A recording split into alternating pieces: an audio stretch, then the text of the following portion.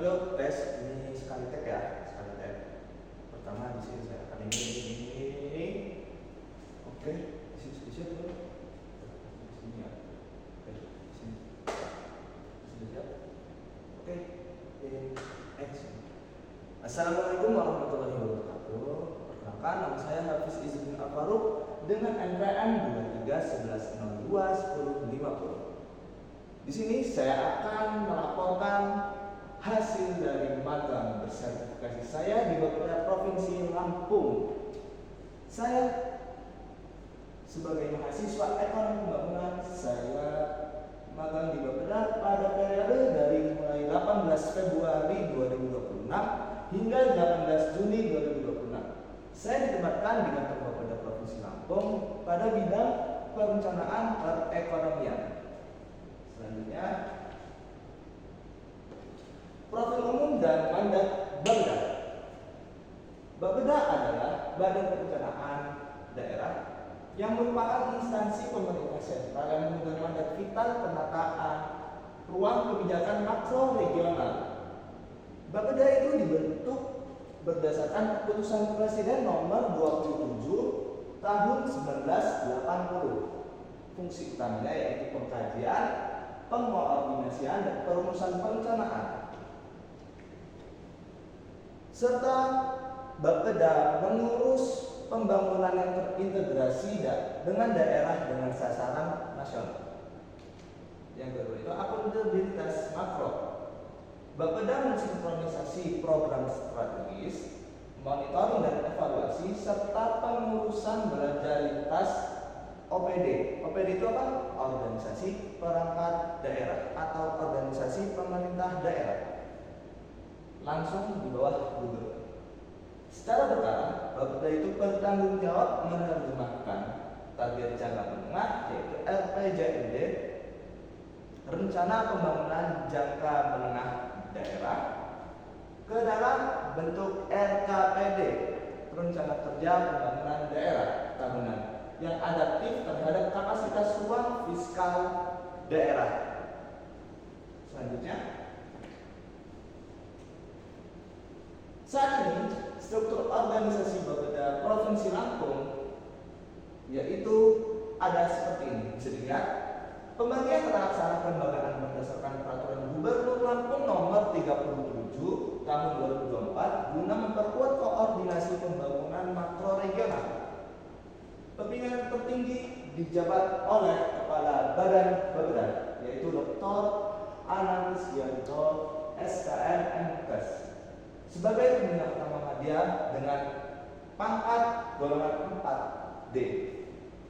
Di bawahnya ada unsur staf dan administrasi yang diketuai oleh sekretaris bidang badan yaitu Bapak Andi Arafat STME.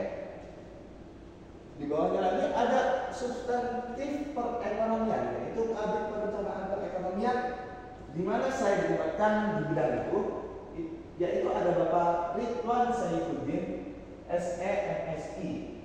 Selanjutnya ada substantif sektoral yaitu Kabid Perencanaan Makro dan Evaluasi, ada Bapak Maijendra Eka Putra SPMIP.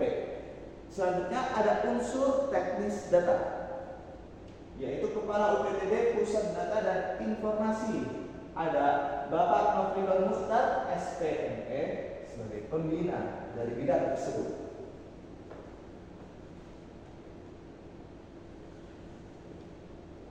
Di bidang saya, yaitu bidang perencanaan perekonomian, terdapat visi misi sebagai berikut. Visi yang pertama dan satu-satunya visi yaitu adalah bersama Lampung Maju menuju Indonesia Emas 2045. Cita yang pertama, mendorong pertumbuhan ekonomi daerah yang inklusif, mandiri, dan berbasis inovasi sektoral. Cita yang kedua, memperkuat kapasitas sumber daya manusia yang unggul, produktif, dan berdaya asing. Cita ketiga, penguatan tata kelola pemerintahan yang efektif, berintegritas, beradab, dan berkeadilan sosial. Oke. Lanjut ke bidang daerah saya yaitu perencanaan perekonomian, yaitu fokus pelayanan pembangunan daerah daerah dalam menyelaraskan alokasi belanja dengan program pusat, seperti penyusunan dokumen rencana makro RPJMD dan RKPD provinsi. Selanjutnya ada sinkronisasi prioritas plafon anggaran atau PPA bersama dengan tim TAPD. Selanjutnya ada koordinasi program pembangunan lintas organisasi perangkat daerah atau OPD. Selanjutnya ada monitoring capaian indikator makroekonomi wilayah.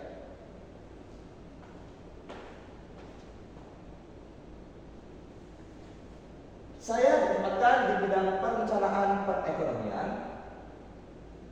dengan mentor lapangan atau mentor mitra dengan Bapak Haryo Jackson SE sebagai perencana ahli muda Bapeda.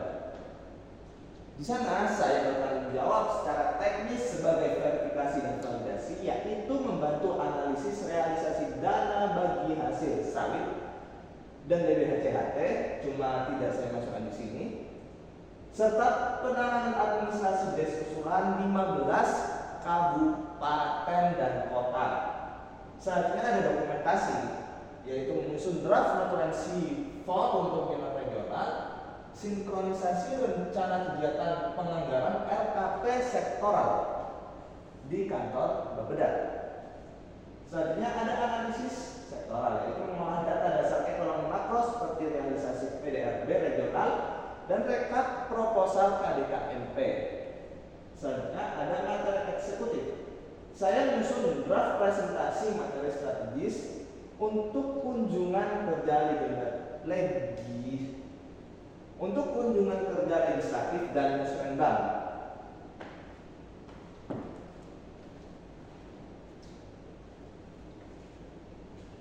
Ada berapa banyak struktur bidang perencanaan ekonomi? Yang pertama itu ada komposisi tim sektoral.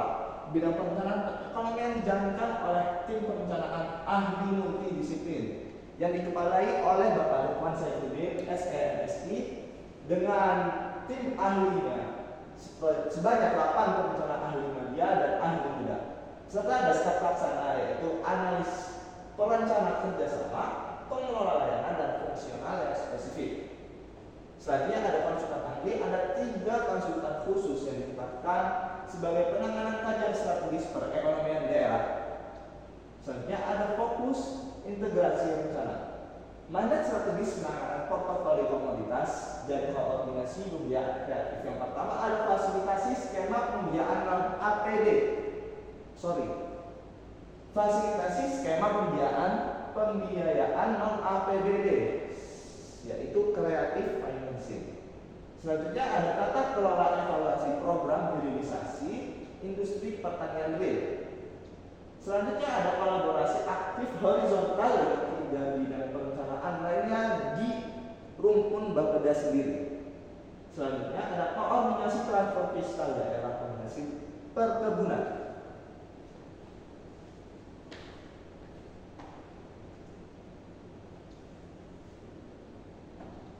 Selanjutnya ada aktivitas dan pilar program kerja. Di sini ada 7 subunit program terstruktur. Di sini 3 terawal, yaitu yang pertama saya membantu draft kerja dan anggaran, yaitu membantu penyusunan rencana kerja RENJA OPD, merapikan rencana kerja dan transfer anggaran khusus daerah.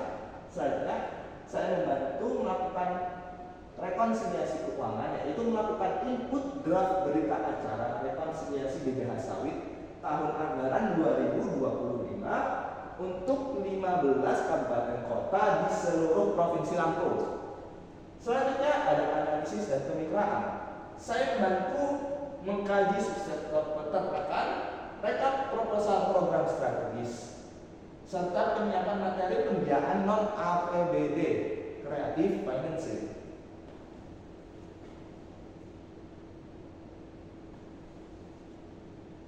Selanjutnya, saya ada penyusunan berita acara. Ini foto salah satu dokumentasinya, yaitu memfinalisasi dan berita acara sisa silpa dana transfer dan administrasi verifikasi alokasi fiskal daerah lainnya. Lalu ini saat berkumpul di ruang comment center, sedang acara verifikasi desk usulan, saya bertugas sebagai penyusun notulensi rapat sinkronisasi RKP CHT. Apa itu CHT? CHT itu adalah cukai hasil tembakau. Berita acara kesepakatan desk usulan 2027 Kabupaten Kota. Selanjutnya adalah plan book dan sektoral. Di sini saya melakukan kajian peternakan sapi potong atau perah, serta rekap dokumen KNNP, serta format draft proposal kemitraan CSR korporasi. Di sini saya membantu para ASN untuk membuatnya.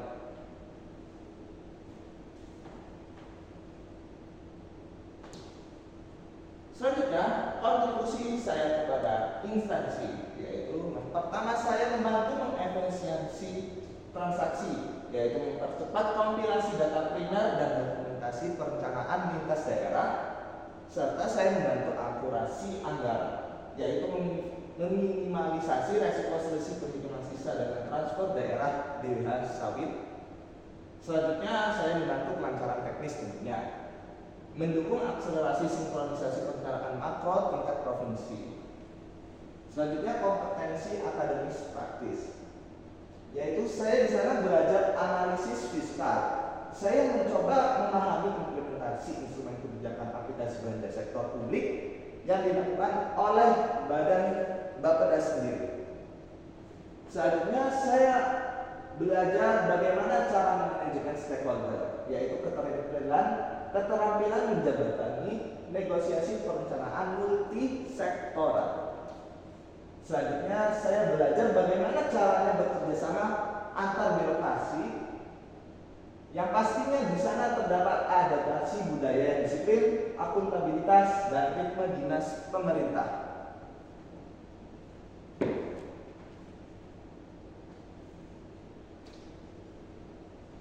Selanjutnya, korelasi teori dan pembelajaran utama, karena ini adalah magang bersertifikasi yang akan dikonversi menggantikan nilai SKS yang ada.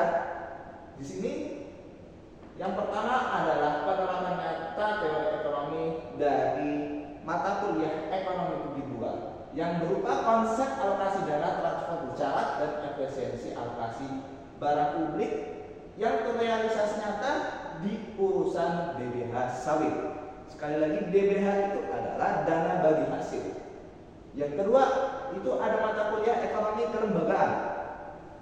Saya mendapat ilmu yang berupa menurunkan biaya transaksi birokrasi dengan standarisasi alur pengumpulan data. Selanjutnya ada mata kuliah perencanaan strategik. Di sini saya belajar untuk memahami penyelarasan visi jangka panjang, jangka menengah, dan jangka pendek yang terjadi berupa RPJMD dan RKPD. Selanjutnya ada evaluasi dan solusi. Di sini ada kendala koordinasi, rentang waktu pemenuhan data sektoral antar dinas yang panjang untuk diatasi penguatan jejaring komunikasi formal secara proaktif. Kesimpulannya, magang ini sukses mengintegrasikan teori ilmiah dengan realitas tata kelola pembangunan yang kompleks di lingkungan pemerintahan Provinsi Lampung.